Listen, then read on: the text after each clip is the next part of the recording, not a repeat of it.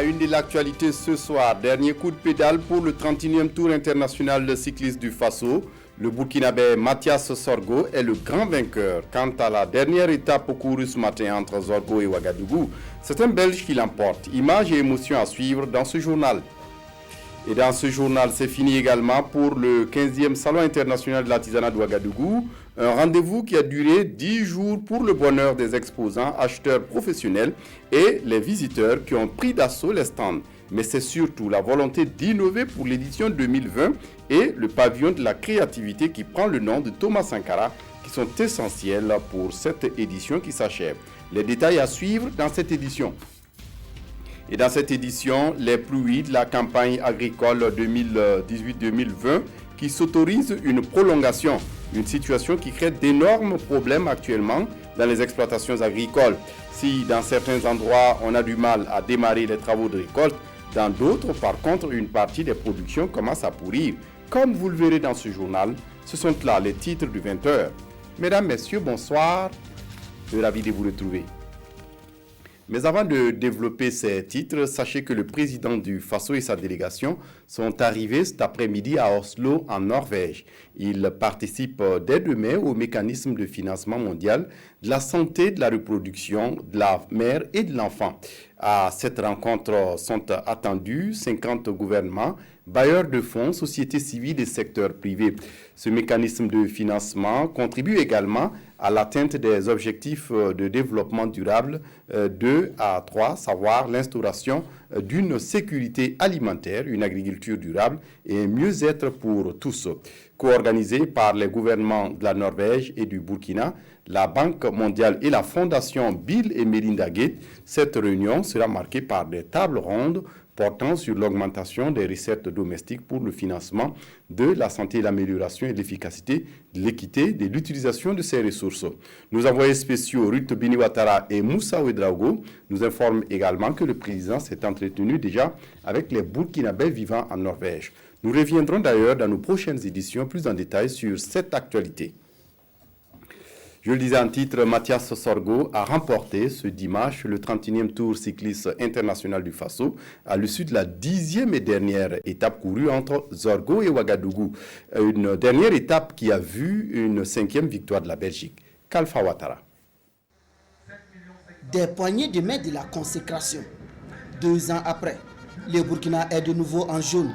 Mathias Sorgo remporte le 31e Tour cycliste du Faso. La 10e et dernière étape n'a pas ébranlé les talons cyclistes. Une grande joie, une immense joie, parce qu'on a assisté à une 10e étape qui a tenu toutes ses promesses. Et également, on a assisté à une très belle finale qui vient couronner 10 jours, 10 étapes d'efforts, de travail. Je voudrais donc féliciter très sincèrement le maillot jaune, qui est notre compatriote, Mathias Sorgo, pour en tout cas les efforts qu'il a accomplis et également pour tout le travail que toute l'équipe a accompli. La sérénité était au rendez-vous au départ des Zorgo. L'objectif est affiché. Il faut protéger l'avance et terminer en beauté la compétition. 134 km 700 séparent le Burkina d'un sacre. Les choses sont allées très vite. 4 coureurs se détachent, creusent l'écart jusqu'à 3 minutes 50 secondes du peloton. Les 4 fuyards maintiennent leur avance jusqu'à Ouagadougou. Derrière, le peloton organise la chasse par l'entremise des Belges. À 2 tours de l'arrivée finale, 35 secondes séparent la tête de course du peloton.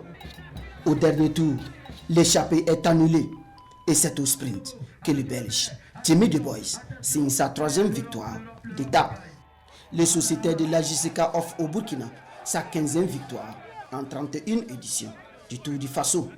Et vraiment, je salue tous les coureurs, tous les coureurs de l'équipe nationale qui ont vraiment travaillé dans l'équipe collectivité. Vraiment, Dieu merci. C'est bien vrai que c'est Mathias qui a gagné, c'est l'AJCK qui a gagné. On est content et vraiment, on ne fait que remercier vraiment Dieu. Le Burkina termine également en rose avec Seydou Bamogo. L'Allemagne repart définitivement avec le maillot vert au point. Lassina Sawadgo du service des sports nous a rejoint. Lassina, bonsoir. Bonsoir Fousseni. Alors, 10 jours 10 jours pendant lesquels de belles échappées. Et quelles sont les leçons qu'on peut tirer de ce 31e Tour international? La première leçon, c'est de montrer que ce Tour du Faso continue à grandir. Fousseni, c'est vrai que pour cette édition, il y a eu l'absence du Maroc, par exemple, qui était détenteur donc, du maillot jaune, aussi de l'Érythrée. Mais lorsqu'on regarde les vitesses moyennes de ce Tour, Fousseni, on peut se réjouir. On a atteint jusqu'à souvent 46 km/h, voire 42 km. Quand on titille souvent les vitesses moyennes sur le Tour de France, c'est-à-dire que le Tour du Faso grandit. C'est vrai qu'il est en 2.2, il va encore monter en 2.1, mais d'ores et déjà, on peut se réjouir déjà de la qualité des coureurs qui sont là. C'est Mathias Sorgo qui a gagné, par exemple, c'est un étudiant cycliste. Il y a un garçon aussi comme Paul Domont qui est en train de faire ses armes dans ce milieu-là et qui est en train de monter en puissance. Le Tour est en train de se scolariser, c'est ce qui est important déjà pour les Burkinabés. Et on peut aller à l'école aussi et puis faire le Tour comme Mathias Sorgo et Paul Domont. Oui, aller à l'école, c'est bien dit, mais il se trouve aussi que par rapport au mode de calcul, souvent le profane que je suis reste toujours à comprendre beaucoup de choses. Non, c'est très simple à comprendre. Il y a une distance à parcourir sur les 10 étapes. On imagine vous avez 1200 km à parcourir sur les 10 étapes.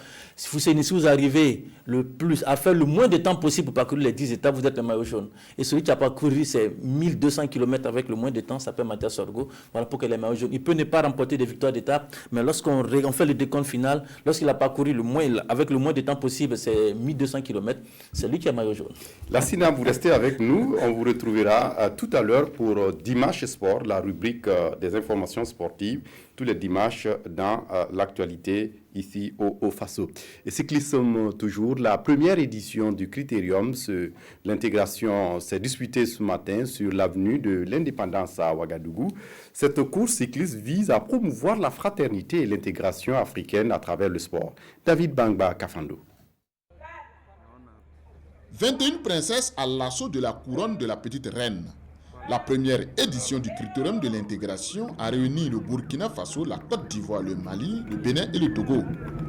L'épreuve du jour est un parcours de 4,5 km à parcourir 10 fois, soit au total 45 km. L'initiative est du groupe de travail Confégès pour la promotion de la participation des jeunes filles et des femmes aux activités de jeunesse et de sport, GTCF. Ce premier critérium de l'intégration vise à faire la promotion du genre dans le sport. Awa Bamogo du Burkina Faso domine le peloton sur une distance de 14 km. Après 5 tours, les coureuses burkinabées perdent pied. La Côte d'Ivoire sonne la révolte avec Adaï Kouassi. Elle contrôle la course et remporte avec autorité la première édition du critérium de l'intégration. Vitesse moyenne, plus de 30 km/h.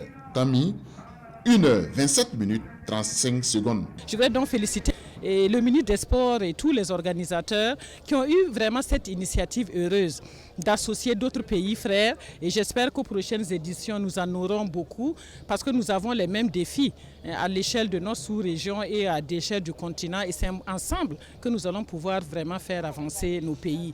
Et on a voulu convier les GTCF sœurs de la sous-région. C'est ainsi que le ministre a accueilli notre projet et nous a accompagnés en collaboration avec le secrétaire général de la Confégès du moins, qui a voulu faire partie de la compétition et qui a fait le déplacement au Burkina Faso pour nous accompagner. Le Burkina Faso s'offre les accessoires d'honneur avec Betty Condé et Elisabeth Consega, classées respectivement 3e et 2e. Adaï Kouassi, vainqueur de la première édition du Critérium de l'intégration, obtient 150 000 francs CFA pour son espoir. Alors, une fois n'est pas coutume, je vous invite alors à ouvrir la rubrique Dimanche Sport avec moi. Et Lassina, vous êtes toujours avec nous. Et quelles sont les nouvelles sportives de ce soir? Écoutez, Fousseni, en plus du Tour du Faso, il y a aussi la 10e journée du Faso Foot qui s'est jouée donc depuis vendredi et qui s'est clôturée ce soir même du côté du stade du 4 août. Et il y a eu beaucoup de sensations. Et surtout, on va voir d'ailleurs les images. La première sensation est venue du stade municipal où la SEC de Koudougou a puni l'Union sportive des forces armées. On voit là le premier but donc de la SEC de Koudougou marqué par Xavier Amego à la 48e minute. André Amego à la 64e minute va réussir donc le break. Et voici l'action donc du break pour la SEC de Koudougou. 2-0 après 64 minutes pour nos amis commerçants venus de Koudougou. Et ce n'est pas fini, Fousseni Kindo. La SEC va encore marquer un 3e but grâce à Abdoulaye Dera à la 74e minute, 3-0 donc pour l'accès de Koudougou. Au final, c'est un match qui s'est soldé sur le score de 3-1 parce que l'Union sportive des forces armées réduira le score avant la fin de la partie. Et puis on voit ici Saboteur et Kamoumalo. Et puis ce soir aussi, l'AS Sonabel a battu Raimo FC sur le score de 1-0 et arrête d'ailleurs l'hémorragie. L'AS Sonabel qui était sur une mauvaise pente de 3 matchs sans victoire et Raimo qui était sur une dynamique de 5 matchs, 5 victoires a donc été stoppé. En notant aussi les défaites des leaders de Salitas à Bobo Dioulasso face à l'ASB, 2-0 et puis le faux ce soir aussi est tombé à Bobo Dioulasso face à l'Union sportive de la Comoé, battu 2-1.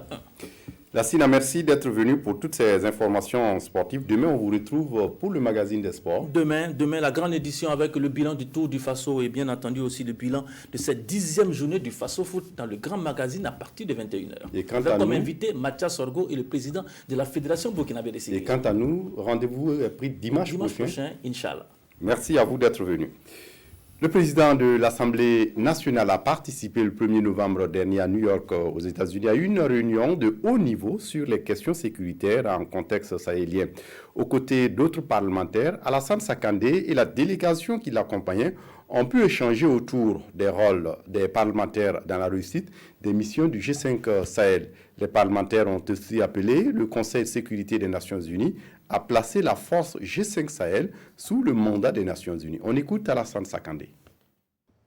Nous estimons qu'aujourd'hui, il est temps que nous puissions mutualiser nos efforts et nos forces pour amener également ces pays européens à nous appuyer franchement dans cette lutte contre le terrorisme. Parce que le terrorisme n'est pas uniquement africain, il n'est pas burkinabé. Donc, il est en tout cas impérieux aujourd'hui d'arrêter les discours et de prendre des décisions franches afin d'accompagner ces pays. Aujourd'hui, notre appel que nous avons initié et proposé aux parlementaires qui sont là, c'est qu'au niveau des Nations Unies, qu'on puisse mettre les forces du G5 Sahel sous le chapitre 7 des Nations Unies, qui en ce moment donne le pouvoir nécessaire sur le plan juridique et sur le plan accompagnement, sur le plan des moyens, afin que nous puissions combattre ce terrorisme qui est en train d'envahir toute l'Afrique. Nous sommes satisfaits à partir du moment où notre proposition a été retenue et également adoptée à l'unanimité les participants, en tout cas, de cette rencontre de haut niveau. Et nous sommes convaincus que si cela est pris en compte, nous sommes persuadés que beaucoup de choses vont aller dans le bon sens et que sur le terrain, le G5 Sahel pourra effectivement être opérationnel et pouvoir bénéficier de l'appui et du soutien des organismes et naturellement des Nations Unies pour pouvoir être plus efficace sur le terrain. Alassane Sakandé qui a présidé également la clôture de la cérémonie consacrée au 15e Salon international de l'artisanat de Ouagadougou, une cérémonie de clôture qui a connu la remise des prix de la compétition organisée à l'occasion pour récompenser les artisans burkinabés et étrangers. Ainsi donc, les meilleurs stands et les artisans qui ont rivalisé de talent et de créativité ont été primés. Konsoum Koulibaly, Estelle Judith Assorba. C'est une soirée pour rendre hommage et reconnaître le mérite des artisans qui se sont illustrés de par leur talent et leur créativité à cette 15e édition du CIAO.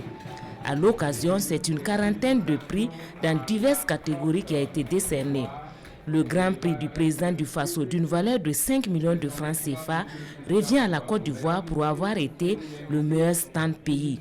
Le Niger et le Cameroun occupent respectivement les 2e et 3e places. Et qu'est-ce qui a fait que la Côte d'Ivoire a gagné le premier prix? La qualité de la décoration, l'agencement, la scénographie et la qualité des produits artisanaux bien présentés et surtout l'accueil était sur le stand. Les 3 meilleurs stands du pôle des régions reviennent par ordre de mérite aux régions des Cascades, du Sud-Ouest et du Sahel. Des prix octroyés par l'Assemblée nationale dont le cumul s'élève à 6 500 000 francs CFA. Nous partons ce soir revigourés et ça nous donne beaucoup de courage afin d'accompagner en tout cas le CIAO jusqu'à Définitivement. Ah, le ministre a dit définitivement. Donc nous allons en tout cas inscrire ça au niveau de l'Assemblée nationale, de sorte que même après nous, que ces prix puissent être en tout cas continuer à être donnés au niveau du CIAO. Dans la catégorie de la créativité, la meilleure œuvre qui tient compte du thème de l'édition est décernée à Sidonou Kondombo du Burkina Faso pour son œuvre Rideau coton à base de toile tissée. Et Ismaël Hassan du Mali s'adjure la deuxième place avec son œuvre Boucle infinie. En plus des prix officiels, des prix d'honneur du commissariat général du CIAO ont été décernés au président du Faso, au parrain de la présente édition et au président d'honneur du CIAO. Le Malien Oumar Sissé a aussi été fait ambassadeur du CIAO pour la promotion de l'artisanat africain. Fait majeur à cette cérémonie de clôture, le pavillon de la créativité change de nom et devient dorénavant pavillon de la créativité Capitaine Thomas Sankara. C'en est fini pour la présente édition et rendez-vous est donné pour la 16e édition qui se tiendra du 26 octobre au 8 novembre 2020.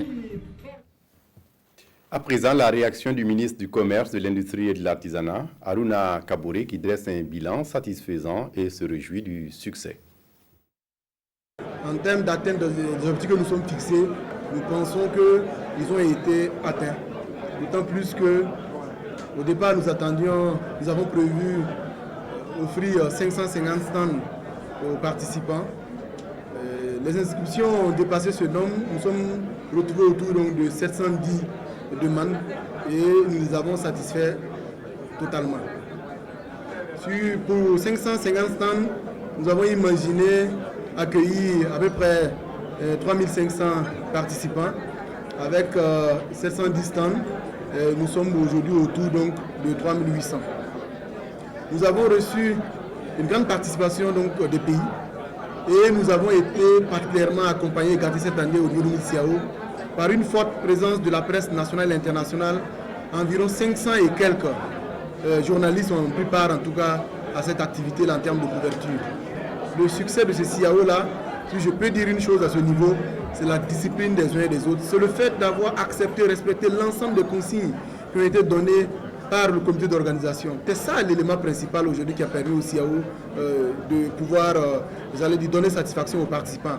La discipline, le sérieux, la rigueur. Et pour refermer ce chapitre CIAO, cet artisan qui a mis son génie au service de l'inventivité en mettant au point des automates, deux structures automatiques, un messager de la paix et un adepte de la patience et de la persévérance. On le découvre avec Nongba Kouda et Abdul Rasman Zongo. Voici un musée ambulant qui ne passe pas du tout inaperçu au CIAO et suscite la curiosité de plus d'une personne. Brice Kodou est un sculpteur d'automates et a emporté avec lui depuis son Togo natal 2 chefs-d'œuvre. La première structure, appelée le messager de la paix, est un vieillard pédalant doucement son vélo comme pour aller vendre ses talents de médiateur, de conciliateur dans un pays, dans une famille ou dans un groupe de personnes en conflit. Le fait qu'il regarde de part et d'autre est un message destiné aux usagers de la route, notamment aux enfants, comme pour leur rappeler, regardez à droite et à gauche avant de traverser une rue. La montre du cycliste symbolise la ponctualité, la rigueur du temps. Souvent nos grands-parents dans le temps, ils quittaient le village avec le vélo et bon, ils viennent en ville pour nous réconcilier. S'il y a palabre dans nos maisons, des querelles, tout ça là, bon, souvent nos grands-parents, ils sont capables de gérer ce genre de situation. Le second chef-d'œuvre est un caméléon robotisé, un caméléon automatique qui cherche ici difficilement à franchir, à monter sur une branche d'arbre, et le message selon son concepteur est de rappeler la patience ou la persévérance finit par payer. Ma structure à ce niveau, je peux dire de ne jamais se décourager et avoir la patience dans toutes choses que nous faisons, peu importe la situation. Pour accéder à ce musée, ou pour tout simplement se rincer les yeux, il faut débourser la modique somme de 500 francs CFA. Un vieux qui est en train de pédaler vélo, mais ça me plaît. Ah vraiment, je suis content. Toutes ces structures automatiques, tous ces chefs-d'œuvre ont été constitués ou fabriqués localement à partir du bois, du fer et des objets de récupération dont l'alchimie parfaite, l'alliage correct évoque un certain art, sinon convoque un certain génie. Autre actualité dans ce journal, le comité d'organisation du Salon des banques et des PME de l'espace UEMOA a rencontré les hommes et femmes de presse ce vendredi 2 novembre à Bobo-Dioulasso, et ce à quelques jours de la tenue de la 4e édition des activités annuelles de la structure. Il s'agissait pour le comité d'organisation de donner les opportunités d'une telle rencontre, non seulement pour le Burkina Faso qui va abriter l'événement, mais aussi décliner les enjeux pour l'espace UEMOA. On fait le point avec Moumouni Barou sur place à Bobo. À quelques jours de la tenue de la 4e édition du Salon des banques et petites et moyennes entreprises de l'UEMOA, les comités d'organisation échangent avec la presse sur les enjeux de ces rendez-vous du monde des affaires de cet espace communautaire. Et comme la révolution numérique constitue de nos jours un tournant important pour les entreprises, cela constitue donc l'objectif principal de cette 4e édition, d'où le thème « La petite et moyenne entreprise dans l'UEMOA à l'ère du numérique ». C'est une logique donc qu'aujourd'hui, nous puissions débattre de l'importance du numérique pour accompagner le développement des PME dans notre espace UEMOA et spécifiquement pour notre région. Il faut dire que le numérique constitue un tournant très décisif, que ce soit pour les PME et start-up qui sont actives, on parle de celles qui produisent, donc les acteurs même, les PME qui sont dans ce domaine, mais aussi pour les PME passives, c'est-à-dire tous les consommateurs que nous sommes. Selon les organisateurs, c'est une tribune dédiée aux artisans, micro, petites et moyennes entreprises. Dans la définition de la charte, c'est toute entreprise effectivement dont le chiffre d'affaires est inférieur ou égal à 1 milliard et qui peut avoir jusqu'à 100 emplois. Et cela nous permet, c'est partout d'ailleurs dans l'espace UEMOA, de convenir que les PME sont pratiquement 99% de notre tissu économique. Et ce salon, c'est une tribune pour ces PME, pour éventuellement débattre de leurs préoccupations, partager les meilleures pratiques. Après la première édition tenue à Ouagadougou, au Burkina Faso en 2015, cette importante rencontre des PME de l'UEMOA fait son retour au Burkina Faso. Et cette fois-ci, c'est Bobo-Dioulasso qui abrite la 4e édition qui va se tenir du 8 au 11 novembre 2018. Et puis la QV 2018 de l'École nationale de santé publique de Tenkodogo, désormais prêt pour le marché de l'emploi. Sa sortie de promotion est intervenue cette semaine en présence de Nyarkiteda. Depuis la cité de Zungrantenga, les 439 nouveaux agents sortis appellent à faire de la restauration de la collaboration soignant-soigné une affaire de tous. Ferveur, abnégation, dévouement et don de soi pour y parvenir, c'est un impératif, insiste du haut de la tribune leur porte-voix. La satisfaction de tes malades te préoccupe. Et un malade qui s'oriente vers toi, tu es obligé de l'aider pour qu'il rentre avec la joie, avec sa santé. Rendre joyeux les patients, le directeur de l'école y croit, au regard de leur ardeur et de leur engouement au travail. Comme eux-mêmes ils ont choisi ce thème, nous espérons croire qu'effectivement sur le terrain, ils pourront l'appliquer et que la qualité des soins va bien sûr s'améliorer. Se départir des attitudes qui portent un discrédit à leur fonction en entachant l'image de marque de l'agent de santé, c'est le souhait du parrain. Pour cela, il a des recommandations à l'endroit de ses filleuls. Pour restaurer cette relation soigné-soignant, soignant-soigné, il faut développer certaines qualités morales qui sont la patience, la tolérance, le courage, l'écoute attentive, la disponibilité, le respect du malade et des autres, et j'en passe. Car, dit-on, les connaissances et les compétences ne suffisent pas dans la vie. C'est l'attitude qui compte. C'est l'engagement qui compte. La clôture de l'école, une voie d'accès, une crèche, un dispensaire d'école, un laboratoire de compétences sont les doléances formulées par la déléguée des stagiaires, soutenue par le directeur, qui compte sur le directeur général de l'NSP, Dr Émile Paré, et leur parrain pour les solutionner. Ils ont été bien entendus. Le parrain aussi bien que le directeur général de l'NSP promettent le faire pour permettre à l'NSP de Tenkodogo de répondre aux normes de l'OAS, l'Organisation ouest-africaine de la santé. Dans l'actualité ce soir, cette année, la saison pluvieuse a été plus longue que d'habitude dans plusieurs régions du Burkina. Une situation qui crée d'énormes problèmes actuellement dans les exploitations agricoles. Si dans certains endroits, on a du mal à démarrer les travaux de récolte, dans d'autres, une partie des productions commence à pourrir. Seul le sorgho se porte bien. On fait le constat avec Karim Sissé dans la Comoé. Dame Nature joue les prolongations cette année dans plusieurs localités du pays. Un jeu qui met les producteurs agricoles en déroute, surtout en cette fin de campagne. À Moussomourou, dans la commune de Tiefora, Khalifa Sori a perdu une bonne partie de sa récolte de maïs. J'ai commencé à récolter le maïs pendant qu'il pleuvait. Conséquence, il y a des graines qui ont germé, il y a aussi qui ont noirci et même pourri. Ça a été une vraie perte. Cette perte l'a obligé à son corps défendant à stopper la récolte du maïs. Actuellement, il est obligé de se tourner vers le coton. Là aussi, il y a des problèmes du fait des dernières pluies qui tombent toujours. L'année passée, à l'heure actuelle, j'avais presque fini ma récolte. Mais cette année, à cause de la pluie, j'ai du mal à avancer. Si le coton n'est pas sec, il peut être classé deuxième choix. Un tour dans l'exploitation de Arjuma Ouattara.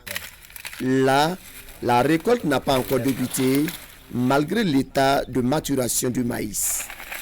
Et actuellement, à chaque fois que le ciel s'assombrit, c'est la peur au ventre chez les producteurs agricoles de la Comoé. Mon champ a bien réussi, mais c'est la pluie qui continue de venir là qui m'inquiète. La pluie nous crée actuellement plus de mal que de bien. Avec ces pluies qui s'abattent toujours, de nombreux producteurs craignent le pire. Seuls les producteurs de sorgho semblent être à l'abri des dégâts causés par les dernières pluies. La majeure partie du sorgho qui se trouve en tout cas dans la commune là, ils sont à ce stade-là, en stade de maturation. Donc, même s'il n'y a pas de pluie, ça va mûrir. Avec la pluie aussi, ça ne les gâte pas. La commune de Tiefora a enregistré à la date du 21 octobre 2018 une pluviométrie de 1470 mm, nous souligne le chef de zone agricole. Et 45 mm ont été encore enregistrés le 31 octobre dernier. Si Dame Nature ne ferme pas les vannes, les pertes seront considérables. Et dans la province du Passoré, plusieurs bas-fonds ont été aménagés au profit des producteurs pour cette campagne agricole. Des producteurs qui apprécient bien l'issue de la saison qui s'annonce bonne. Constat avec Alidou Alain Sawadgo. Bas-fonds risicole de Bascaré dans les Passoré. C'est une aire d'environ 24 hectares aménagée au profit de plus de 190 producteurs du village. Et c'est plus de 120 tonnes de riz FKR 19 qui sont attendus de ces bas-fonds à la moisson. Pour les producteurs, la récolte s'annonce intéressante. Voyez vous-même, nous avons la solution à notre fin. Le riz est prêt pour être récolté afin de soulager nos familles. Mais cela n'est pas le cas pour le mil. Aménagé en 2015 par le projet d'amélioration de la productivité agricole et de la sécurité alimentaire PAPSA, le bas-fonds risicole de Bascaré est un moyen efficace de lutte contre l'insécurité alimentaire selon ses exploitants. Depuis que nous avons commencé la production du riz à Bascaré, nous arrivons à satisfaire nos familles. Si l'eau pouvait être disponible durant l'année, nous n'allons même pas craindre la faim. Autre localité, même réalité. Nous sommes dans les bas-fonds rizicoles de Ralo, un village situé à environ 10 km de Yako. Sur une aire d'environ 10 hectares, les habitants sont à leur première expérience dans la production du riz. On a connu un peu de difficultés parce que les gens n'est pas tellement mobilisés pour travailler. Mais comme ils ont vu déjà, et c'est que l'année qui vient, ça va beaucoup aller plus que ça. La production est claire, il n'y a pas de problème. Ce site est aménagé par le projet Nertamba et environ 50 tonnes de riz sont attendues à la moisson. Ici, les producteurs demandent l'extension de la superficie. Cette année, beaucoup n'ont pas pu avoir de parcelles dans le bas-fond. La demande sera forte l'année prochaine. Ce bas-fond est notre sauveur. À Bascaré, tout comme à Ralo, les femmes sont aussi actives que les hommes dans la production du riz. Nous avons aidé nos maris pour faire les diguettes et autres travaux. Le ruissellement de l'eau nous a fatigués. Nous sommes contentes car nous n'allons plus payer du riz dans les boutiques. L'école des enfants nous incombe plus que les hommes. Nous pouvons vendre le haricot pour l'école et nous nourrir du riz. La culture du riz intéresse d'année en année les agriculteurs du Passoré. Pour les responsables en charge de l'agriculture, cet engagement des paysans dans la production du riz répond à la politique du gouvernement pour le développement du secteur agricole. Au niveau du ministère, il y a une stratégie qu'on appelle la stratégie nationale de développement durable de l'agriculture irriguée, qui est un document de référence qui nous guide un peu dans la mise en œuvre de ces différents investissements. À travers cette stratégie, l'État ainsi que les différents partenaires, on se donne la main pour faire en sorte que la population puisse être effectivement accompagnée. Les difficultés rencontrées par les paysans sont, entre autres, l'absence de magasins de stockage et d'aide de séchage et l'arrivée tardive des intrants. Aussi, les producteurs expriment un besoin de puits afin de s'adonner au maraîchage après la moisson du riz. Religion à présent avec cette prière pour la paix organisée par les musulmans de Kongoussi dans le BAM. C'était le samedi 3 novembre et des membres du gouvernement, mais aussi des musulmans étaient présents à cette prière. Fidèles et imams ont profité de l'occasion pour faire des bénédictions pour la paix et la cohésion dans le pays. Ils ont eu également une pensée pour les forces de défense et de sécurité qui sont au front dans la lutte contre l'insécurité et le terrorisme. Draman Guéné. Tous dans la ferveur islamique, Allah est appelé au secours. Ici, à la grande mosquée de Kongoussi, une prière spéciale adressée à Dieu pour la paix au Burkina.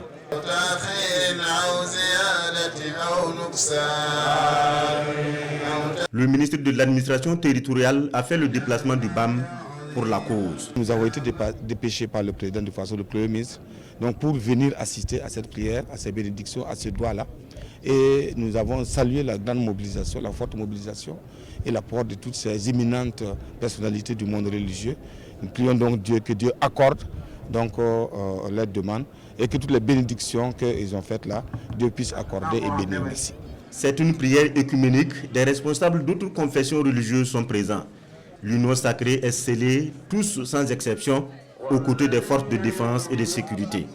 Même après la prière en groupe, des invocations individuelles sont faites pour la victoire du bien sur le mal.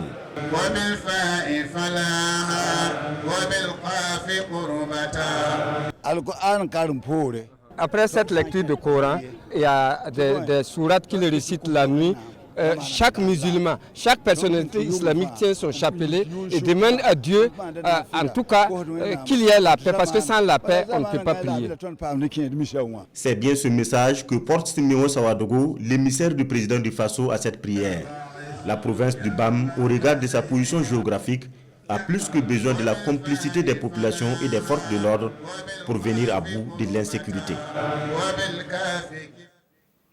Et puis cette conférence publique sur la paix et l'islam, une conférence organisée par la confrérie Tidjania du Burkina, et c'est un conférencier venu du Sénégal, en l'occurrence Cheikh Mahi Cissé. Celui-ci est revenu sur les valeurs de l'islam en matière de paix avant d'exhorter les musulmans à cultiver la paix autour d'eux. Le résumé de la conférence avec Oumar Zombré. L'islam rime avec paix et tolérance et les musulmans doivent être les ambassadeurs de ces valeurs, socle de la cohésion sociale. C'est la substance du message de cette conférence animée par Cheikh Mahi Cissé, guide de la confrérie musulmane Tidjania. Pour le cheikh sénégalais, au regard de la situation actuelle, les musulmans burkinabés doivent rejeter en bloc ces attaques terroristes perpétrées au nom d'Allah. Le prophète paix et salut sur lui a dit que celui d'entre nous qui tend une arme vers autrui, il ne fait pas partie de nous, c'est-à-dire il ne fait pas partie de l'islam, il ne fait pas partie de la religion du prophète Mohammed paix et salut sur lui. Un pays ne peut pas se développer dans l'inimité, dans la haine, dans le combat envers l'autrui. Donc un pays ne peut pas avancer sans qu'on se donne les mains.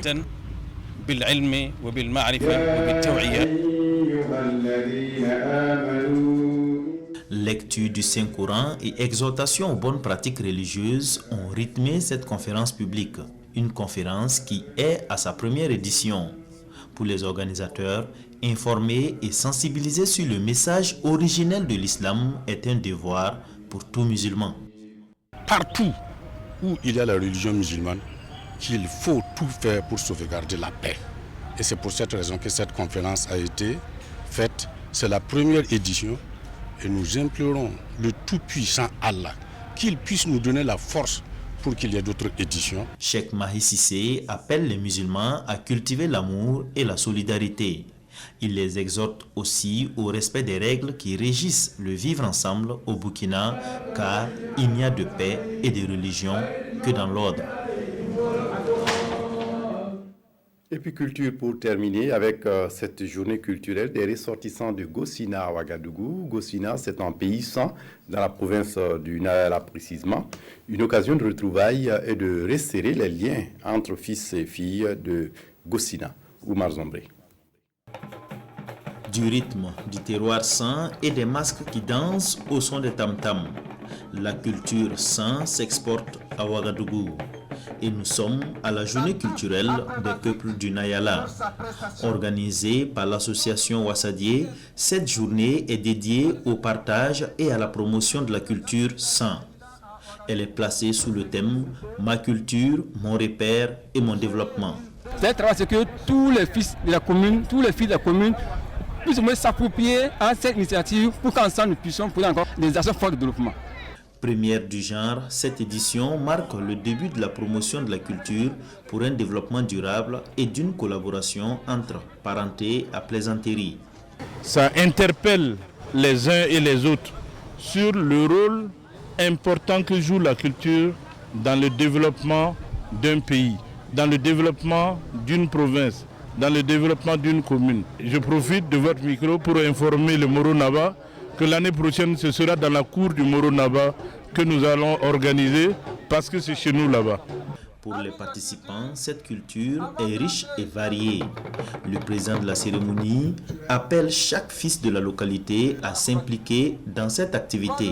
C'est une occasion de solidarité, c'est une occasion de fraternité, c'est une occasion donc de réflexion aussi et de partage d'idées qui vont nous aider pour développer notre commune.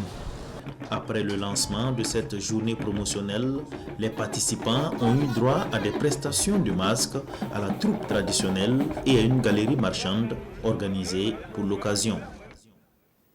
Et certainement que le Monaba Bango vous entendra de pied ferme chez lui l'année prochaine. C'est tout pour ce journal. Excellente reprise pour demain. Au revoir.